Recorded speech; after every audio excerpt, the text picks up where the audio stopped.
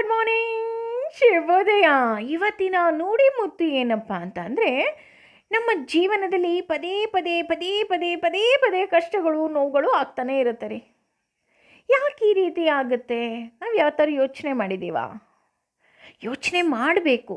ಯಾಕಪ್ಪ ಅಂತ ಅಂದರೆ, ಪದೇ ಪದೇ ಅದೇ ಕಷ್ಟಗಳು, ಅದೇ ನೋವುಗಳು ಅದು ನನಗೇ ಆಗ್ತಿದೆ ಅಂದರೆ ಅದಕ್ಕೆ ಕಾರಣ, ಈಗ ಒಬ್ಬ ಒಳ್ಳೆಯ ವಿದ್ಯಾರ್ಥಿ ಮುಂದಿನ ತರಗತಿಗೆ ಹೋಗಬೇಕು ಅಂದಾಗ ಅವನು ಹಿಂದಿನ ತರಗತಿಯ ಎಲ್ಲ ವಿಷಯಗಳನ್ನು ಪಾಸ್ ಮಾಡಿದಾಗ ಮಾತ್ರ ಅವನು ಮುಂದಿನ ತರಗತಿಗೆ ಹೋಗೋದಕ್ಕೆ ಸಾಧ್ಯ. ಅವನು ಫೇಲ್ ಆದರೆ ಏನು ಮಾಡ್ತಾರೆ? ಮತ್ತೆ ಮತ್ತೆ ಮತ್ತೆ ಮತ್ತೆ ಅದೇ ಕ್ಲಾಸಲ್ಲೇ ಕೂರಿಸಿ ಬರೆಸ್ತಾರೆ ಅಲ್ವಾ?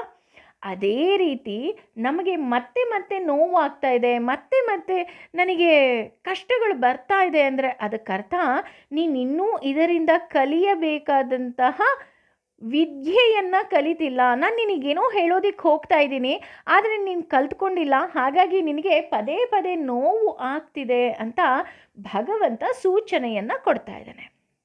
ಹಾಗಾಗಿ ನಮಗೆ ಮತ್ತೆ ಮತ್ತೆ ಕಷ್ಟ ಬರ್ತಿದೆ, ಅಥವಾ ನನಗೆ ಮತ್ತೆ ಮತ್ತೆ ಯಾವುದೋ ಒಂದು ಸಂಬಂಧದಿಂದ ಅಥವಾ ಯಾವುದೋ ಒಂದು ವ್ಯಕ್ತಿಯಿಂದ ನನಗೆ ನೋವಾಗ್ತಿದೆ ಅಂದರೆ ಅಲ್ಲಿಗೆ ಅರ್ಥ ಆ ವ್ಯಕ್ತಿಯಿಂದ ಅಲ್ಲ.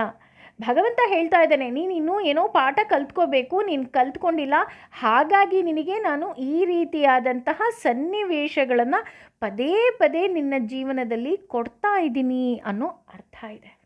ಹಾಗಾಗಿ ತಾಳ್ಮೆಯಿಂದ ಮೌನದಲ್ಲಿ ಅಥವಾ ಧ್ಯಾನದಲ್ಲಿ ನಿಮ್ಮನ್ನು ನೀವೇ ಪ್ರಶ್ನೆ ಮಾಡ್ಕೊಳ್ಳಿ, ನೀವು ಯಾವ ಪಾಠವನ್ನು ಕಲ್ತಿಲ್ಲ ಅಂತ. ಆ ರೀತಿ ಏನಾದ್ರು ಕಲ್ತಿಲ್ಲ ಅಂದರೆ ದಯವಿಟ್ಟು ಕಲ್ತ್ಕೊಳ್ಳಿ. ನೀವು ಕಲ್ತ್ಕೊಳ್ಳೋವರೆಗೂ ಭಗವಂತ ಬಿಡೋದಿಲ್ಲ. ಯೋಚನೆ ಮಾಡಿ. ಹಾಗೆ ಭಗವಂತನಿಗೆ ಸಂಪೂರ್ಣ ಶರಣಾಗೋಣ. ಅರ್ಥ ಆಗಲಿಲ್ಲ ಅಂದರೂ ಭಗವಂತ ಅರ್ಥ ಆಗ್ತಿಲ್ಲ, ನೀನೇ ಅರ್ಥ ಮಾಡಿಸು ತಂದೆ ಅಂತ ಹೇಳೋಣ. ಯಾಕೆ ಅಂದರೆ ಕೃಷ್ಣ ಒಂದೇ ಜಗದ್ಗುರುಂ ಅಂತ ಹೇಳ್ತಾ ಹೋಗ್ತೀವಿ. ಅವನು ಜಗದ್ಗುರುವಾಗಿ ನಮಗೆ ಮಾರ್ಗದರ್ಶನವನ್ನು ನೀಡಲಿ. ಯೋಚನೆ ಮಾಡಿ. Thank you.